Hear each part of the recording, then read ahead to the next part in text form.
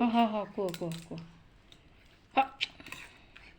ମୁଁ ନିଜେ ଖାଇବି। ନା ନିଜେ ତମେ ଖାଇପାରିବନି, ମା ଖୁଆଇଦେବ। ସାଇ ଆଜି ମୁଢ଼ି କ୍ଷୀର ଖାଉଛୁ। ଆଜି ସାଇର ସନ୍ଧ୍ୟା ପାଖରୁ ମନେ ହେଲା ମୁଢ଼ି କ୍ଷୀର ଖାଇବାକୁ, ତ ସେଥିପାଇଁ ମୁଢ଼ି କ୍ଷୀର ଖାଉଛି। ଖାଇସାରିଲେ ପାଠ ପଢ଼ା ହେବ। ପାଠ ନ ପଢ଼ିଲେ ବାବାଙ୍କୁ କହିବି, ବାବା ଆଉ ଆସିବେନି ଘରକୁ, ଦୋକାନରେ ରହିଯିବେ ସବୁବେଳେ।